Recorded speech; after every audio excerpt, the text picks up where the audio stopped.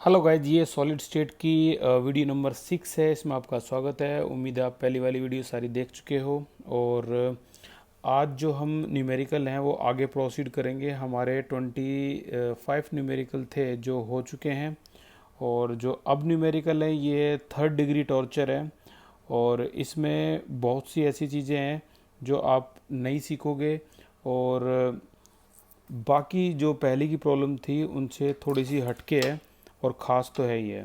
तो सबसे पहले जो प्रॉब्लम डिस्कस करने वाले हैं हम वो 26 है। क्वेश्चन में कहा गया है कि कैलकुलेट करो the distance between Na positive and Cl negative ion. Distance बतानी है दोनों के बीच में। इन NaCl क्रिस्टल इफ़ डेंसिटी इसकी दे रखी है 2.165 ग्राम पर सेंटीमीटर क्यूब, मोलर मास ये है, और एवोगैड्रो वैल्यू की वैल्यू ये है।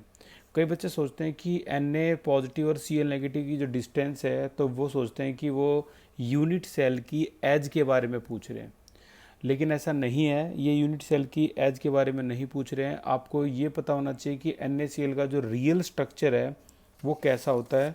ठीक है, इसी के साथ साथ 4 स्ट्रक्चर हैं जो आपको इस चैप्टर में पढ़ने हैं। 2 मैं अभी कंप्लीट कर दूंगा और 2 आने वाली जो क्लासेज है उसमें ख़त्म होगा। तो सबसे पहले जो स्ट्रक्चर है उसका नाम है NaCl। NaCl का जो स्ट्रक्चर है ये इस तरह से, हम डिटेल स्टडी पढ़ रहे हैं NaCl के बारे में। तो नॉर्मल जो यूनिट सेल हैं, जो रॉक सॉल्ट NaCl है वो वैसा नहीं है, ये इस तरीके से है।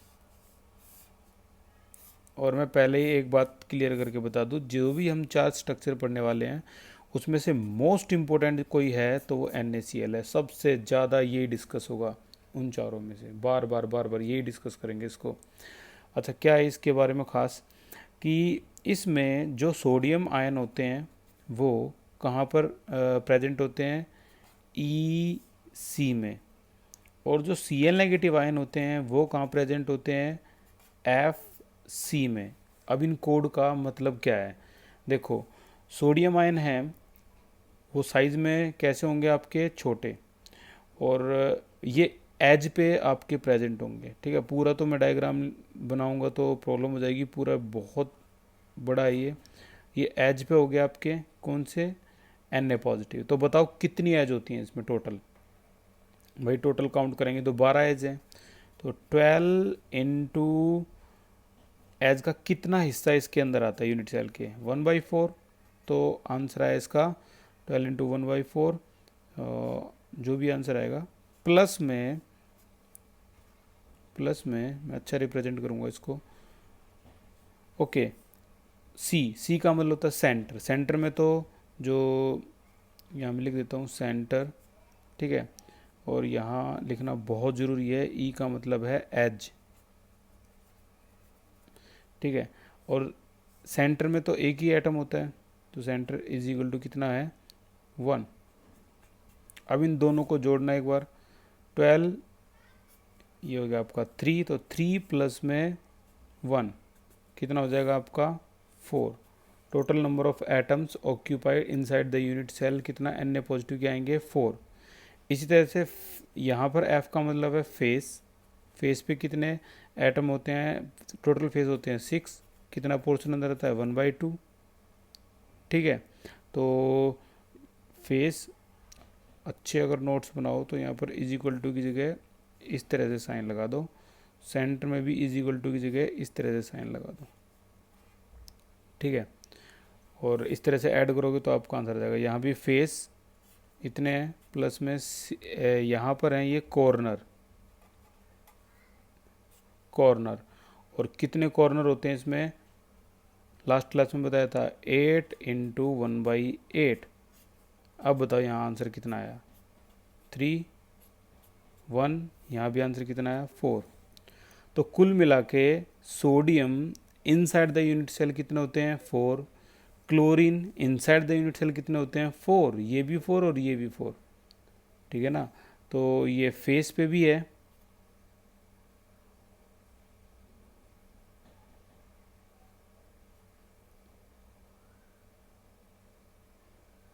ओके, ये आपका फेस पे भी है और कॉर्नर में भी है। ठीक है, तो एज, सेंटर, फेस, सेंटर, इस तरह से होते हैं। थोड़ा सा आपको अजीब सा लग रहा होगा, लेकिन ये बहुत सिंपल है। एक वीडियो देखोगे तो आपको ये और आसान लगेगा। NaCl का जो रियल स्ट्रक्चर है वो कैसा होता है। अब इसके बारे में आपको और अच्छी तरह से डिटेल पता लग जाएगी NaCl का 3 डायमेंशनली जो स्ट्रक्चर है वो देखने के बाद।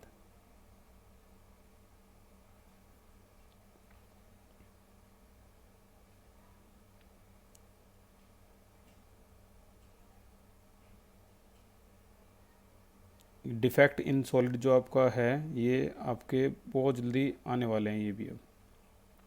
अब यहाँ से आप थोड़ा सा ध्यान से देखना किस तरह से आपको NaCl का स्ट्रक्चर है वो याद रखना है।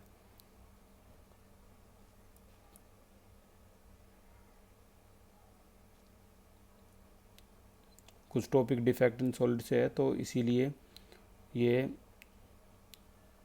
पूरी क्लास में एक बार फिर से रिवाइंड होगा।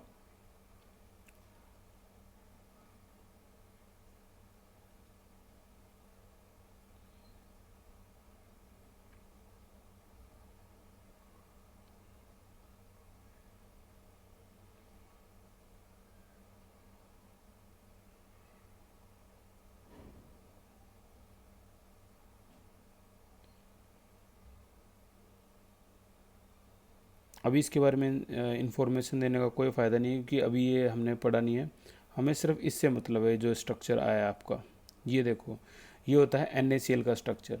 यहाँ पर अगर आप देखो तो यहाँ से लेके यहाँ तक की जो एज है वो है आपकी उसमें एज पे कौन सा एटम मौजूद है, Na पॉजिटिव, और कॉर्नर पे कौन सा है, Cl। ये सारे कॉर्नर पे हैं। और इसके जो फेस पे एटम है वो हटा रखा है। अगर इसके फेस पे हम वही एटम लगा दें तो ये इस तरीके से होता है परफेक्ट। ये परफेक्ट NaCl जो है वो इस तरह से होता है। फेस पे Cl होता है, जो हम नमक खाते हैं ना उसका रियल स्ट्रक्चर आपके सामने है। तो ये हो गया आपका Cl फेस पे है, और सोडियम जो है वो एज पे है। Cl फेस के अलावा और कहाँ कहाँ पे है, कॉर्नर पे भी है, ठीक है। और सोडियम भी 2 जगह पे है, एक एज पे है और एक बताओ कहाँ पे है, एक तो एज पे है। एज पे तो आपको दिखाई दे रहा है। तो और कहाँ पे है, अगर मैं एक Cl को फेस वाले को हटा दूँ तो उसके बॉडी में आपको एक छोटा सा सोडियम दिखाई देगा जो बिल्कुल सेफ है। देखो इन्होंने ये हटा दिया तो देखो बॉडी में वो रहा अंदर। ये अंदर जो है ये फेस वाला बॉडी सेंटर्ड वाला सोडियम है, ठीक है। तो कुल मिला के सोडियम कहाँ होता है, आंसर, सोडियम एक तो होता है फेस एज पे और एक होता है सेंटर पे, ठीक है। सोडियम एक तो एज पे होता है और एक सेंटर पे होता है। और Cl कहाँ पे होता है, Cl एक तो कॉर्नर पे होता है और एक जो अभी भी यहाँ से हटा था फेस पे होता है। तो Cl एक तो कॉर्नर पे होता है और कहाँ होता है, फेस पे होता है, ठीक है। तो इस तरह से ये रियल स्ट्रक्चर है किसका, NaCl का। सबसे ज़्यादा खास और सबसे ज़्यादा इम्पोर्टेंट ये स्ट्रक्चर है NaCl का, ठीक है। इसके बाद हम डिस्कस करते हैं एक और स्ट्रक्चर, जिसका नाम है सीजियम क्लोराइड। सीजियम क्लोराइड का जो स्ट्रक्चर है वो इतना कॉम्प्लिकेटेड नहीं है जितना ये कॉम्प्लिकेटेड था। इसमें 4 चीज़ें याद रखनी पड़ती थी आपको, फेस, सेंटर, एज, कॉर्नर। इस तरीके से देखो, edge, centre, face, corner. Sodium ये 2 जगह पे होते हैं, Cl 2 जगह पे। ये इतना कॉम्प्लिकेटेड नहीं है। इसमें सीजियम होता है आपका बिल्कुल सेंटर में, ये सीजियम है, और बाकी Cl कहाँ होते हैं, कॉर्नर पे। तो ये ज़्यादा कॉम्प्लिकेटेड है ही नहीं। इसे 3 डायमेंशनली मैंने बना भी दिया क्योंकि मुश्किल था ही नहीं। अब यहाँ पर मैं 3 डायमेंशनली, आप सोच के बताओ कैसे बनाऊँ। सोडियम तो चलो ये बन गया, और ये आपका कॉर्नर पे ये Cl है, और यहाँ भी अगर मैं बना दूँ तो यहाँ भी ये Cl है। ऐसे कई सारे Cl है, और ठीक है। अब हमारे क्वेश्चन में जो अभी अभी दे रखा है उसमें क्या कहा है कि what is the distance between Na positive and Cl negative. ये Na है, ये Cl है, इसकी डिस्टेंस बताओ। इसका मतलब क्या पूछ रहे हैं वो, इसका मतलब ये हुआ वो हमसे पूछ रहे हैं कि डिस्टेंस बताओ Na और Cl की, का मतलब है पूरी एज लेंथ का हाफ कर दो। यानी आपको एज निकालनी थी और उसको हाफ कर दो, आ गया आपका आंसर, ठीक है ना। NaCl वाले केस में इस तरह से। तो हम जो करने वाले हैं वो ये है कि हम पहले तो इसका एज को निकालेंगे और उसके बाद उसका हाफ कर देंगे, हमारा आंसर हमारे पास आ जाएगा। तो स्टार्ट करते हैं इस क्वेश्चन को। सबसे पहले तो हमें जो चीज़ दे रखी है वो लिख देते हैं। डेंसिटी कितनी दे रखी है इसमें, 2.165 ग्राम पर सेंटीमीटर क्यूब ये डेंसिटी है। ठीक है, मोलर मास भी दे रखा है 58.5, जो कि NaCl का होता भी है ग्राम पर मोल, ये भी ठीक है। एवोगैड्रो जो है वो है 6.022 10⁻23 पर मोल, ये भी हो गया। और इसके अलावा हमें एज निकालनी है, तो ए फाइंड आउट करना है। यहाँ पर 6.02 है भाई, तो हम यही इस्तेमाल करेंगे 6.02। ठीक है, तो एज निकालने के लिए वही हमने लास्ट क्लास में सीखा है इसके बारे में, क्या, density is equal to Z into capital M upon a की क्यूब इंटू एवोगैड्रोज। एज निकालनी है तो ए की cube Z into capital M upon में डेंसिटी इंटू एवोगैड्रोज। सारी वैल्यू को अगर लिख दोगे तो जेड की वैल्यू क्या है। हाँ, एक और चीज़ बहुत खास है इस क्वेश्चन में, पूरे में ढूंढो, आपको जेड की वैल्यू दे ही नहीं रखी है, इन्होंने बताया ही नहीं कि ये BCC है या फिर FCC है या फिर SCC है। ये इस चीज़ की वजह से, इन चीज़ों की वजह से, इसके स्ट्रक्चर की वजह से ये क्वेश्चन मोस्ट इंपॉर्टेंट कैटेगरी में जाता है, एग्जाम में आने लायक क्वेश्चन, मोस्ट इंपॉर्टेंट। ठीक है, तो इन्होंने जेड की वैल्यू नहीं बताई है, कभी बताएंगे भी नहीं, क्योंकि देखो जेड की वैल्यू क्या होती है, 4 Na भी 4 हैं, Cl भी 4 हैं, इसीलिए इसकी जेड की वैल्यू 4 मानी जाती है। फेस सेंटर्ड क्यूब माना जाता है NaCl को, कभी भी नहीं बताएंगे NaCl के केस में जेड की वैल्यू क्या है। तो क्या मानते हैं हम, 4, NaCl की जेड वैल्यू हमेशा 4 होती है। ठीक है, तो ये 4 आ गया आपका, ये आ गया 58.5 आ गया। डेंसिटी है 2.165 और एवोगैड्रोज अगर हम देखें तो ये सिर्फ 6.02 10⁻23 दे रखे हैं आपकी। ठीक है, तो यहाँ से हम स्टार्ट करते हैं इस क्वेश्चन को करना, वही एज वाले क्वेश्चन आपने पहले भी किए हैं। तो ए क्यूब इज इक्वल टू, इसको मल्टीप्लाई करेंगे 20,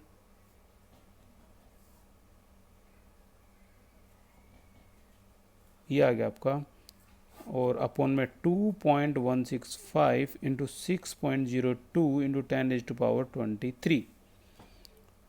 ठीक है, और अच्छी तरह से इसको पावर को रीसेट करेंगे तो 2.34 10⁻, आया 2 आ गया, अपॉन में 2.165 6.02 10⁻23, कैंसल, क्या रह गया 21। अब वही taking logarithm on both side. ठीक है, सेम क्वेश्चन वही है, taking logarithm on both side, और एज का जो आंसर है वो आप लिखकर भेजना है कि क्या आंसर है इसका एज का। पहले एज को निकालना सेंटीमीटर में, फिर उसको निकालना किस में, पिकोमीटर में। इस काम में आप माहिर हो, इससे पहले भी ये काम कर चुके हो। और एक कैलकुलेशन और है जो मैं करवाऊंगा, इसके अलावा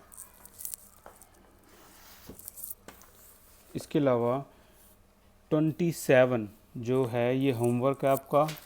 आज के भी सारे होमवर्क मैं लिख रहा हूँ, एक बार देखते हैं कितने बनते हैं आज के होमवर्क। ये है आपका 27, ये 27 है, इसी से मिलता जुलता क्वेश्चन है, ये करके लाना है आपको, करके भेजना है मेरे पास। द डेंसिटी ऑफ कॉपर दे रखी है आपको, फेस सेंटर्ड क्यूब स्ट्रक्चर है, रेडियस निकालनी यानी एज निकालनी है। ठीक है ना, तो एज निकालनी है तो 27, एक तो ये हो गया,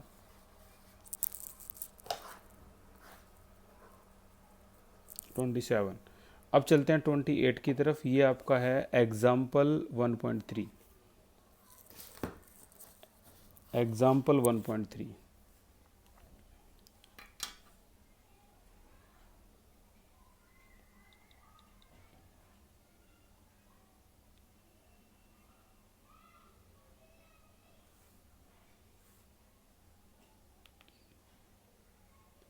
ओके, एग्जाम्पल 1.3 जल्दी से निकालो कौन से इस पे NCERT के पेज पे है, और चेक करते हैं एग्जाम्पल 1.3 को भी, इसमें क्या ऐसी खास चीज़ है।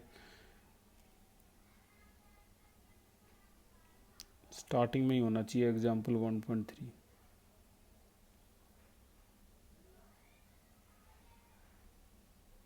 जहाँ से न्यूमेरिकल स्टार्ट होंगे डेंसिटी वाले, वहीं है एग्जाम्पल 1.3।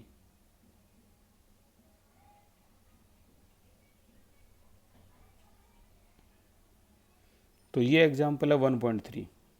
ऐसे ऐसे 4 न्यूमेरिकल हैं जो आज हम करेंगे।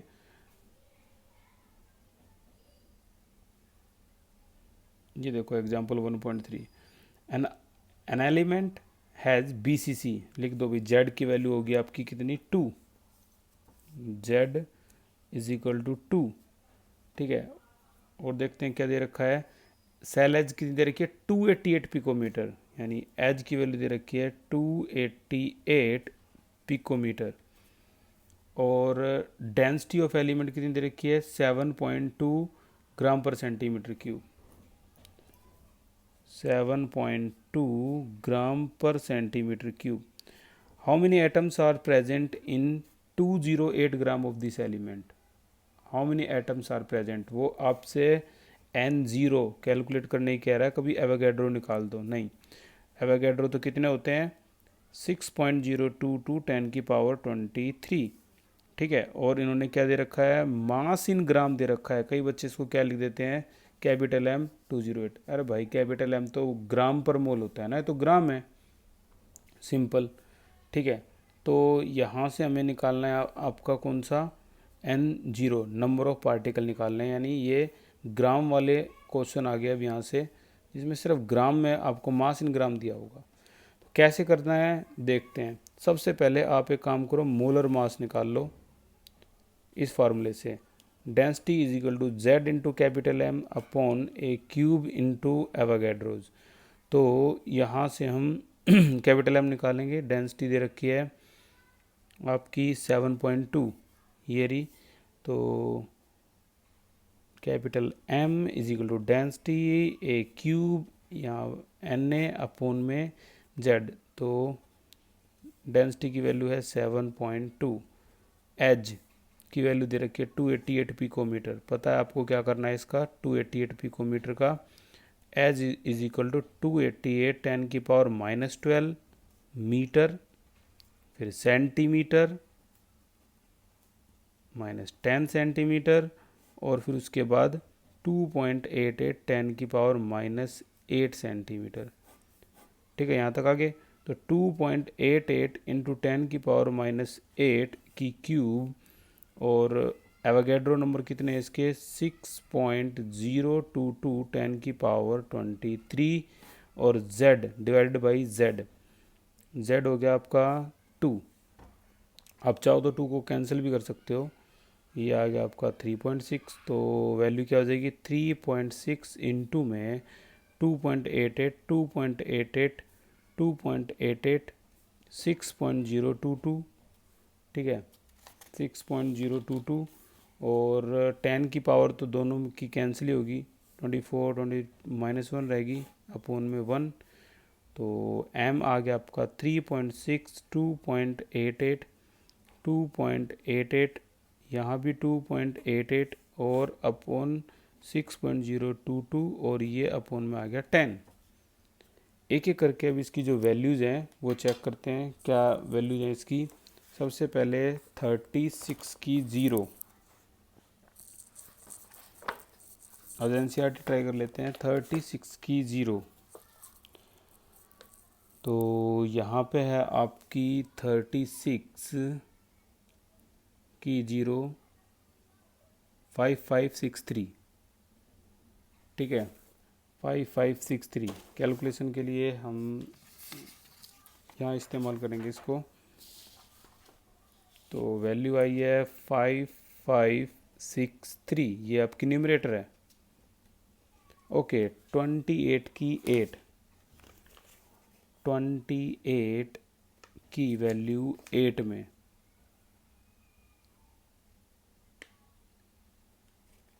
4594, 28 की 8 में 4594 4594, और ये 3 बार 4594 4594, और इसके अलावा इसकी तो सभी को पता है, खैर 7797, ठीक है। ये न्यूमरेटर पूरा सोल्व हो गया। डिनोमिनेटर भी बता दो, log 10 की होती है 1, ये log 10 की 1 होती है। और अगर log 1.0 होता ना, यानी log 1 होता तो 0 होती। ऐड करना है वही, 10, 20, 22, 2, 36 और 8, 44, 4, 20, 24 और 7, 31, 3, 10, 20, 22 और 5, ये आ गया और ये 1 है। माइनस कर दो, आपका आंसर आ गया taking logarithm on both side के बाद, माइनस करने के बाद लॉग m आ गया आपका 1.7142। अब बताओ क्या करना है, m को यहीं लेंगे, यहाँ क्या आ जाएगा एंटी लॉग 1.7142, 10 की पावर तो साफ साफ पता लग रही है 1। अब 0.71 की 4 में वैल्यू देखनी है, 0.71 की 4 में एंटी लॉग 0.71 की 4 में, ये 0.71 है और इसकी 4 में वैल्यू है 5172, 5176। अच्छा मीन वैल्यू भी देख लेते हैं, 2 में मीन वैल्यू 2 ही है, तो 5178, 5178, 5178 यहाँ लगा देंगे, पॉइंट मल्टीप्लाई कर दो, 51.78 ग्राम पर मोल, ये आ गया आपका मोलर मास 51.78। लेकिन उन्होंने हमसे पूछा है, वो पूछा है N0 नंबर ऑफ पार्टिकल्स, ठीक है। तो N0 जो पूछा है उसके लिए क्या करना है, अभी हमें इस तरह से small m upon capital M is equal to N0 upon capital M, sorry Avogadro's, ठीक है। ये 9th-10th क्लास का नंबर ऑफ मोल का फॉर्मूला है। मास इन ग्राम कितना दे रखा है क्वेश्चन में, देखो 208 ग्राम, मोलर मास अभी भी निकाला है 51.78 इज इक्वल टू N0 हमें फाइंड आउट करना है, एवोगैड्रोज कितना है 6.022, 10 की पावर 23, क्रॉस मल्टीप्लिकेशन कर दो, आपका जो भी N0 आएगा वो इसको मैच कर जाएगा, आपका आ जाएगा 2.416, 10 की पावर 24 एटम्स, ठीक है। 2.416, 10 की पावर 24 एटम्स, ये आ जाएगा। तो जो क्वेश्चन ग्राम वाले होते हैं उन्हें हमेशा हमें ऐसे ही करना है, वो हमेशा आपसे पूछेंगे नंबर ऑफ पार्टिकल्स क्या होंगे, ठीक है। और अगर वो किसी तरह से क्वेश्चन को चेंज करते हैं तो वो क्या करेंगे वो भी देखना अभी आप। ये 28 था हमारा। अब एक और क्वेश्चन जो आपको करना है घर से वो भी देखो, ये बिल्कुल सेम वैसा ही क्वेश्चन है, देखते हैं ये आप आंसर कितना निकाल पाओगे। An element crystallize in BCC, ठीक है, एज दे रखी है, डेंसिटी भी दे रखी है, हाउ मेनी एटम्स, आगे ना वही हाउ मेनी एटम्स यानी N0 निकालना है। तो ये भी होमवर्क है आपका, HW लिखता रहता हूँ मैं, इसमें होमवर्क है। 20, इससे पहले कौन सा था 27, ये भी होमवर्क था। तो प्रॉब्लम 29, प्रॉब्लम 29 और आगे देखते हैं, ठीक है भाई। तो ये होने के बाद 29 भी हो गया, 30 पे आ जाओ अब। 30, प्रॉब्लम नंबर 30 ऑल इंडिया का क्वेश्चन है 2013 का, और कैसे कैसे ये क्वेश्चन कर सकते हैं वो भी देख लेना। An element crystallize in structure, अभी आपके नोट्स में नहीं है तो ये सारे क्वेश्चन देख लेना भाई, पहले साल से भी बहुत ज़्यादा अप टू डेट नोट्स बन रहे हैं इस साल, ठीक है। तो इसमें क्या देखना है आपको, an element crystalline structure FCC, Z की वैल्यू क्या होगी आपकी 4, FCC है। यूनिट सेल एज की वैल्यू क्या होगी आपकी 200 पिकोमीटर, यानी 200 10 की पावर -12 मीटर, यानी 200 10 की पावर 12 है तो क्या हो जाएगा मल्टीप्लाई करके -10 सेंटीमीटर, यानी 2.0 कर दें 00 तो 10 की पावर क्या हो जाएगी -8 सेंटीमीटर, ठीक है। तो ये आ गया आपका। कैलकुलेट द डेंसिटी, अब की बार डेंसिटी निकालनी है आपको, और मास इन ग्राम दे रखा है। ये देखो एक और क्वेश्चन, ये ग्राम वाले क्वेश्चन है ये, ऑफ दिस एलिमेंट। और ये आपको जो दे रखा है ये value N0 given particle 24 into 10 की पावर 23 एटम्स। ठीक है, एवोगैड्रो तो हमें पहले ही पता होता है 6.02 टू 10 की पावर 23 एटम्स। तो अभी हमें डेंसिटी निकालनी है, तो हम टारगेट सेट करते हैं। अगर हमें डेंसिटी निकालनी ही है तो हमें ये सारी चीज़ें पता होनी चाहिए, चारों की चारों। जेड पता है 4, मोलर मास कोई अता पता नहीं, ए क्यूब पता है 2 इंटू 10 की पावर -8, यानी कैलकुलेशन आसान होगी, सिंपल दे रखा है। एवोगैड्रो चलो लिख दिया 6.02 टू 10 की पावर 23, लेकिन हमारे पास कैपिटल एम नहीं है। अब जो चीज़ें उस क्वेश्चन में बिल्कुल लास्ट में की थी, अब हम स्टार्टिंग में करेंगे। क्या? Small M upon capital M, N0 upon में एवोगैड्रो। ठीक है, जिनको ये लगता हो ना ये नया सा है यार, ये फार्मूला कहाँ से आ गया और क्या आ गया, तो मैं बता दूं, हम क्या चीज़ पढ़ते थे, यही तो पढ़ते थे, नंबर ऑफ मोल निकालो small M upon capital M. हम ये भी पढ़ते थे नंबर ऑफ मोल निकालो N0 अपॉन Na। तो यार जब ये n है ये n है तो ये दोनों बराबर हो जाएंगे। तो उम्मीद है लगभग सभी को पता होगा इस फॉर्मूले के बारे में, कुछ नया नहीं है ये। ठीक है, तो ये होने के बाद अब आपके पास m निकाला, तो m यहाँ से निकल जाएगा। अब की बार है 200 ग्राम। कई बार ये क्वेश्चन बोर्ड में आ चुका है, CBSE ऑल इंडिया। तो मोलर मास हमें निकालना है N0, तो भाई ये दे रखा है 24 इंटू 10 की पावर 23, और ये है 6.022 10 की पावर 23। इसे तो ये सारा ही कैंसिल हो गया। बस ये लगा लो, आपका अगर मोलर मास एक्यूरेट आ गया ग्राम पर मोल में, तो आपकी डेंसिटी आ गई, फाइंड आउट हो जाएगी डेंसिटी। ठीक है, तो इस क्वेश्चन का जो आंसर है वो मैं पहले ही बता देता हूँ, आप मैच करना कि इसका आंसर आपका क्या आएगा।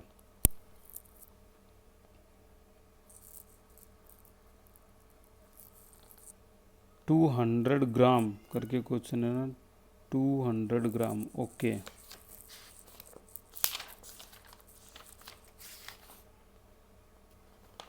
तो इसका आंसर है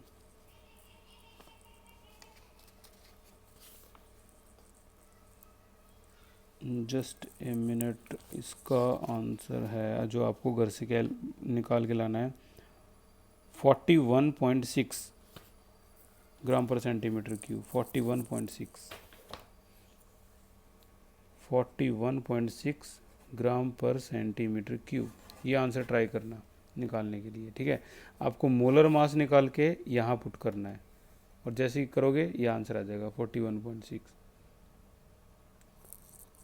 ठीक है, तो अगले क्वेश्चन की तरफ चलते हैं। इसी की तरह के जो क्वेश्चन है ये होमवर्क देखो, अब सेम प्रोसेस।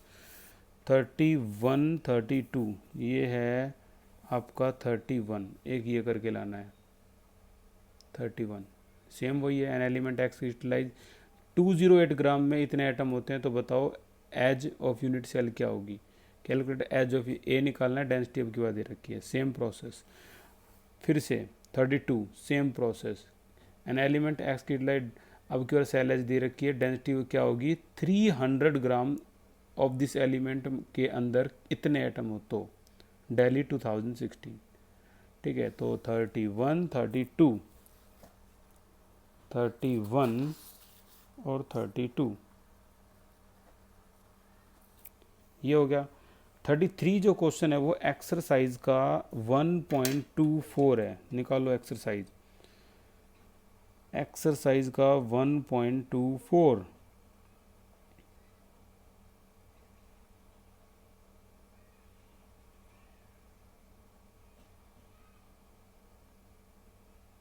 1.24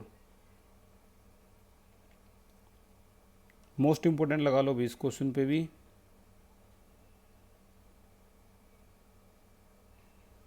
हाईलाइट, हालांकि इसके 2 ही पार्ट हैं, एग्जाम में 3 पार्ट भी आए हैं इसके। ठीक है, तो तीसरा पार्ट भी मैं इसी में ही करवा दूंगा।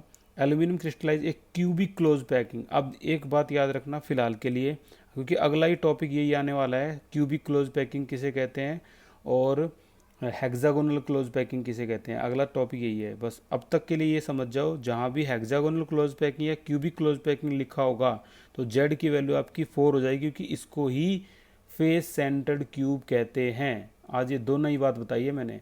एक तो NaCl को फेस सेंटर्ड क्यूब कहते हैं, एक क्यूबिक क्लोज पैकिंग और हेक्सागोनल क्लोज पैकिंग यानी CCP HCP, इन सभी को भी जेड की वैल्यू 4 कहते हैं। ठीक है, तो यहाँ भी देखो जेड की वैल्यू आ गई आपकी 4, जेड की वैल्यू 4 होगी। रेडियस दे रखी है उन्होंने कितनी, 125 पिकोमीटर, और बोल दिया कि एज निकाल के दिखाओ, length of side of unit cell a निकाल के दिखाओ। तो यार ये तो सिंपल ही क्वेश्चन बना दिया उन्होंने।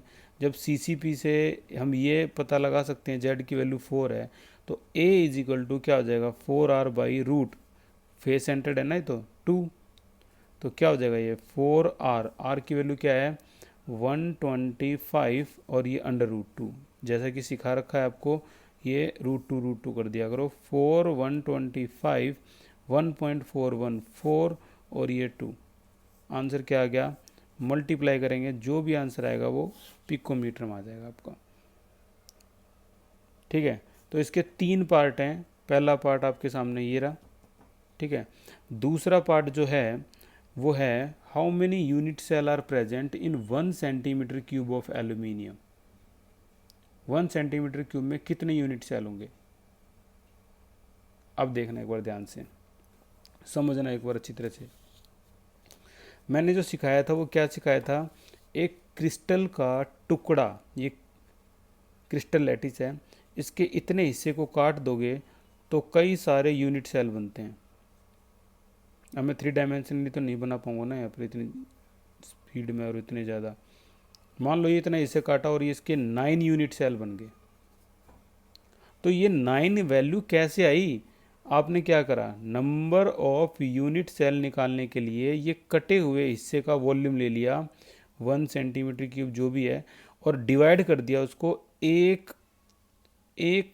यूनिट सेल के वॉल्यूम से 0.25 सेंटीमीटर क्यूब।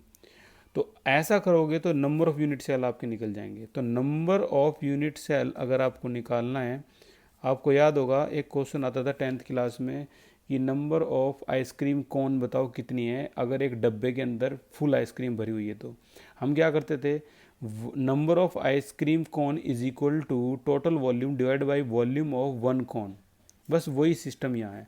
इसमें सारे क्रिस्टल लैटिस हैं, तो ऊपर लिखेंगे total volume divided by volume of 1 unit cell. अब टोटल वॉल्यूम तो उन्होंने दे दिया 1 सेंटीमीटर क्यूब। ठीक है, और unit of volume of 1 unit cell क्या होती है, एज क्यूब। एज जो हमने यहाँ से निकाली वो वहाँ डालेंगे, समझ रहे हो ना, जो भी एज हमारी यहाँ से आई है उसका यूज हम वहाँ करने वाले हैं। जैसे अभी इस क्वेश्चन में एक कैलकुलेशन करके मैं एक इसको यहाँ पुट करके इसका पूरा प्रॉपर आंसर निकाल के दिखाता हूँ कि क्या वैल्यू आएगी इसकी, और उसके बाद इसी क्वेश्चन से जुड़ा हुआ एक और क्वेश्चन है, वो तीसरा पार्ट भी करेंगे जो NCERT में नहीं दे रखा। तो 250 मल्टीप्लाई बाई 1.414, ये आ गया आपका 353.5। ओके, ये आ गया आपका 353.5 पिकोमीटर में आ गया। ठीक है, अब इस पिकोमीटर को क्या यहाँ रखोगे क्या एज की जगह, यार वो सेंटीमीटर में, तो इसको भी सेंटीमीटर में करो ना। हालांकि आप परफेक्ट हो, बहुत जल्दी कर दोगे सेंटीमीटर में, जैसे मैंने कर दिया 3.535 10⁻⁻8 सेंटीमीटर। ठीक है ना, वैसे आप भी कर दोगे, कैसे 353.5 10⁻, पिको का मतलब -12। ओके, 353.5 ये सेंटीमीटर में करेंगे तो 100 से मल्टीप्लाई हो गया सेंटीमीटर में। अब एक डिजिट के बाद पॉइंट लगाएंगे तो ये आ जाएगा आपका। अब जो भी आपका आया है सेंटीमीटर में, तो 1 डिवाइड बाई 3.535 इंटू 10⁻⁻8 और इसकी भाई क्यूब है ये। तब जाके आपके क्या निकल जाएंगे, नंबर ऑफ यूनिट सेल। ठीक है, तो नंबर ऑफ यूनिट सेल आपके यहाँ निकल जाएंगे। जो 8 की पावर जो भी है वो मल्टीप्लाई करके जब ऊपर ले जाओगे तो ये क्या आ जाएगा, +24 आ जाएगा। और 1 को इसको 3 बार मल्टीप्लाई करके डिवाइड करना है तो आपके यूनिट सेल निकल जाएंगे। आप लॉग एंटी लॉग का भी यूज़ कर सकते हो, तब भी आंसर करेक्ट आना है। ठीक है, तो फिलहाल मैं वैसे ही रफली कर लेता हूँ। 3.535 मल्टीप्लाई 3.535 3.535 मल्टीप्लाई 3.535 मल्टीप्लाई 3.535 ओके 1/44 1/44.17 ये आ गया आपका 0.0226 0.0226 10⁻14 यूनिट सेल हो गए, या फिर 2.26 साइंटिफिक नोटेशन में लिखो 22 यूनिट सेल्स। ये आपका आंसर हो गया, इतने यूनिट सेल होते हैं। अब इतना सब कुछ होने के बाद भी वो क्या कहते हैं, कैलकुलेट द डेंसिटी है। तीसरा क्वेश्चन है इसका, जो आपके इसमें नोट्स में नहीं है तो आप लिख लो। आपके जो स्टडी मटेरियल दे रखा है उसमें ये तीसरा क्वेश्चन भी है, लेकिन स्टडी मटेरियल में पिछले साल हमने मुश्किल से 17 या 15-17 क्वेश्चन करे थे। इस बार हम 33 तक तो आ गए। ठीक है, तो जो तीसरा पार्ट है वो भी मैं इसका इसी में ही ऐड करवा देता हूँ। एक्सरसाइज का जो क्वेश्चन है इसका थर्ड पार्ट, डेंसिटी कैलकुलेट करनी है। डेंसिटी, तो डेंसिटी अगर हम देखें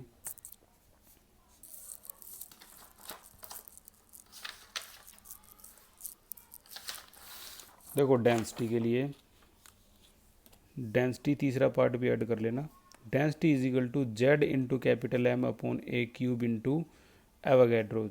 तो जेड की वैल्यू जो है वो अब तो पता लगी गई, सीसीपी है तो 4 है, और कैपिटल एम तो पहले से ही गिवन था इसका इस क्वेश्चन में, कैपिटल एम, और चेक करते हैं कितना है।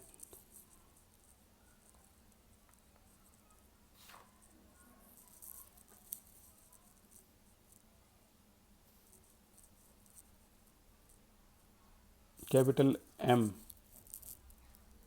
एल्यूमिनियम है तो 27 कंसिडर करना पड़ेगा भाई आपको। एल्यूमिनियम है तो 27, और एज जो अभी अभी हमने निकाली है कितना है, 3.535 3.535 इंटू 10⁻⁸ कितना, -8। ठीक है, और इसकी क्यूब, और एवोगैड्रो 6.022 10⁻23। तो यहाँ से आपको डेंसिटी मैं लिख रहा हूँ, डेंसिटी का आंसर, और ये आपको मैच करना है। देखो प्रैक्टिस, मेरी प्रैक्टिस तो यार बहुत है, आप अपनी प्रैक्टिस जितनी कर लोगे उतनी कम है। ठीक है, तो अपनी प्रैक्टिस को छोड़ना मत। 4.061 ग्राम पर सेंटीमीटर क्यूब, सिर्फ 10 दिन या 7 दिन या 10 दिन प्रैक्टिस करने के बाद पूरे एंड तक आपको ये आपके दिमाग में रहेंगे। ठीक है, तो ये आपकी ये आंसर आएगा, ट्राई करना इसको। ओके, तो 33 भी हो गया ख़त्म लिस्ट का, और आगे बढ़ते हैं। और एक कमाल का क्वेश्चन देखो, ये है आपका 34। इस क्वेश्चन में कहा गया है sodium has a BCC structure with nearest neighbour distance, इसकी इतनी है, कैलकुलेट डेंसिटी। क्या कमाल का क्वेश्चन था, मोस्ट इंपोर्टेंट लगा दो इस पर। लिमिटेड इन्फॉर्मेशन, बहुत लिमिटेड इन्फॉर्मेशन के साथ क्वेश्चन को कर दिया इन्होंने। बस इतना बोल दिया, सोडियम की डेंस बीसीसी है तो जेड की वैल्यू आपकी क्या आएगी, 2। ठीक है, 2 डिस्टेंस, नियरेस्ट नेबर डिस्टेंस, ये समझ में नहीं आया किसी के, कैलकुलेट डेंसिटी निकालनी है, बस ख़त्म। मतलब ये दे दिया, ये निकालो। देखो बीसीसी है और नियरेस्ट नेबर है, तो समझ रहे हो किसकी बात हो रही है। Sodium has BCC, body centred cube. यार जब बॉडी सेंटर्ड क्यूब है तो एक एटम तो बॉडी में है, याद होगा, उम्मीद है याद होगा, ये वाला स्ट्रक्चर ऐसे बनाते थे हम, ठीक है। और एक एटम यहाँ है, तो हमने क्या बनाया था, उम्मीद है आपको ये पहले का बताया हुआ याद होगा। ये क्या है आपका, दिस इज़ फ्रंट फेस, और ऊपर का ये एटम क्या है, अपर राइट कॉर्नर, ठीक है। और अगर मैं बनाऊं ये वाला पोर्शन, तो ये क्या है आपका, बैक फेस, और ये क्या है, इसका बैक फेस का ये वाला आइटम लोअर लेफ्ट कॉर्नर। याद है ना, ये हमने डेरिवेशन में किया था। अच्छा, करना क्या है, इस सोडियम का बताओ, किसी भी सोडियम का यार, 8 कॉर्नर पे, हर कॉर्नर पे एक सोडियम है और एक बॉडी में। अब बॉडी वाला जो है, ये तो सभी को पता है कि 8 एटम से टच में होता है वो। जब वो जूम होते हैं तो 8 एटम से वो क्या होता है, टच में। आपने वो 3D वीडियो भी देखी थी। तो इसका नियरेस्ट नेबर कौन हुआ, यही तो हुआ यार, या किसी का भी कह लो। इसका नियरेस्ट नेबर कौन हुआ, यही तो हुआ। अब आप कहोगे इसका नियरेस्ट नेबर ये हो गया, ये इसको टच कर रहा होगा। उस दिन हमने डायग्राम, इसका 3 डायमेंशनल वीडियो देखी थी कि बीच का जो एटम जब जूम होकर बड़ा होता है तो बाकी साइड एज वाले एटम को वो टच नहीं करने देता, वो कॉर्नर कॉर्नर वालों को, ठीक है ना। तो टच में कौन होगा, नियरेस्ट नेबर कौन होगा इसका, इसका नियरेस्ट नेबर कौन होगा, ये वाला एटम नहीं, ये वाला एटम नहीं, ये वाला एटम नहीं, फिर कौन होगा, जो बॉडी में है वो। तो वो यहाँ से यहाँ तक की दूरी पूछ रहे हैं, डिस्टेंस। भाई ये दूरी का तो पता नहीं, लेकिन ये याद है, ये पूरी एज को क्या कहते थे, दिस इज बॉडी डायगोनल। लिख रहा हूँ मैं यहाँ पे, बॉडी डायगोनल, उम्मीद आपको याद होगा। And very popular known as √3a। Face diagonal क्या होता है, √2a। Body diagonal √3a। और वो √3a का क्या पूछ रहे हैं, पूरा नहीं, हाफ पूछ रहे हैं। तो सिंपल हो गया यार क्वेश्चन अब तो। डिस्टेंस बिटवीन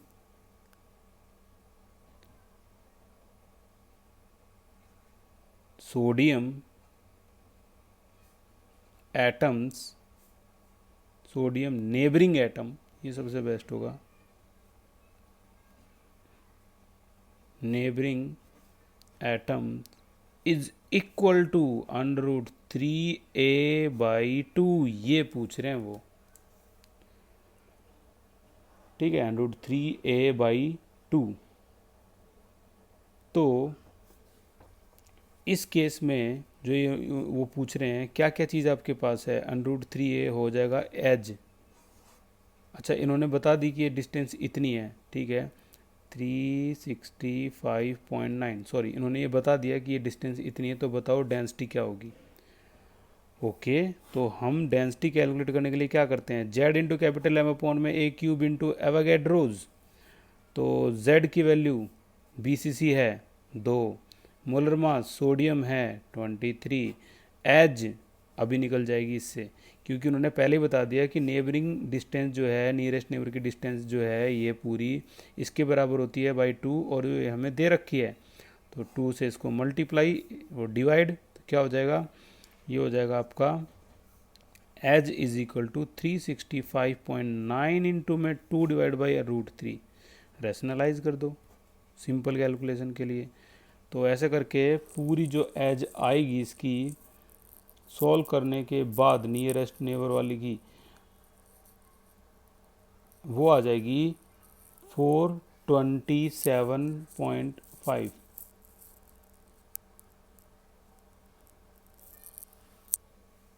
422.5 पिकोमीटर आई है, क्योंकि ये भी तो पिकोमीटर था ना।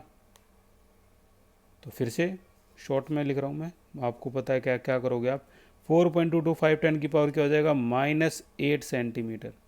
और जैसे ही सारी वैल्यू में इसको लिखोगे, 4.225 इंटू 10 की पावर -8 की क्यूब इंटू में एवोगैड्रोज के कितना है, 6.022 10 की पावर 23।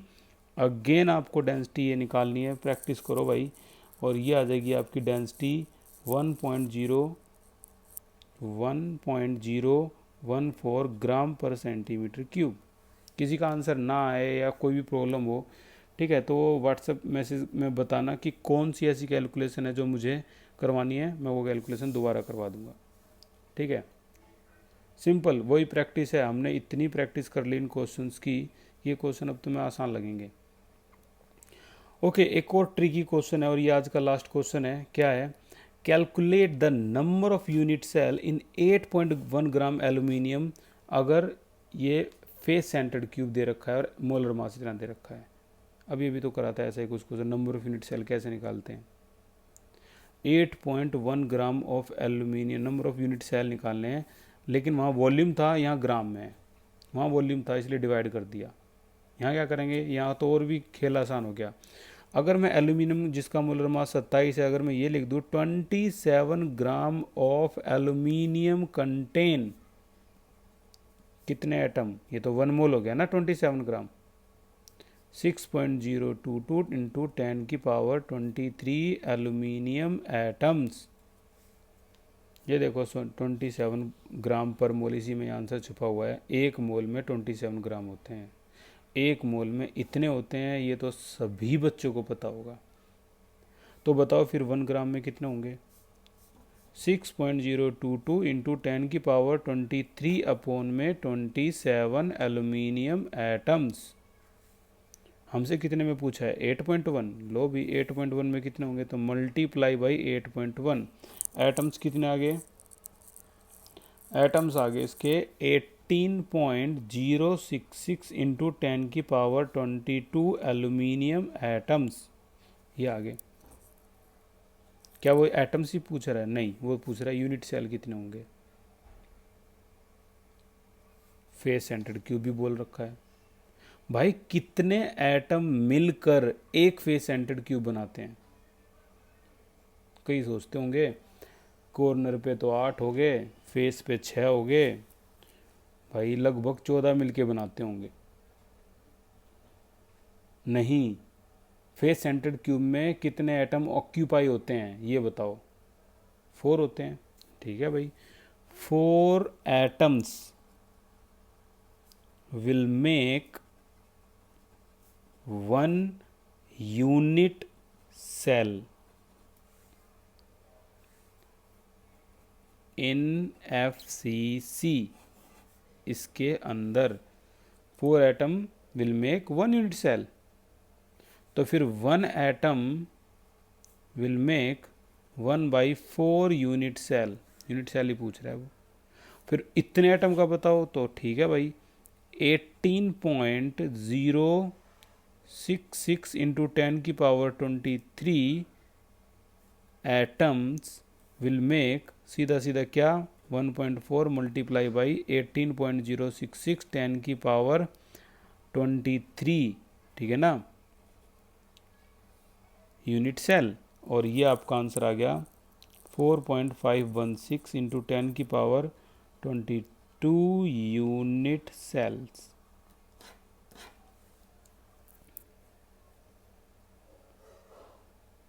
ठीक है, ये इसका आंसर आ गया प्रॉपर। तो इस तरह से ये क्वेश्चन थे। उम्मीद है यहाँ तक आपके ये ख़त्म हो गया। कल की क्लास से हम नए नए टॉपिक स्टार्ट करेंगे। ये लगा लो आपका इस चैप्टर का न्यूमेरिकल सेक्शन एक तरह से ख़त्म ही हो गया, बस 80% ख़त्म हो गया। 20% छोटे छोटे न्यूमेरिकल हैं, वो अगली क्लास में ख़त्म हो जाएंगे। So thank you so much for this class. This is the end of 6th class.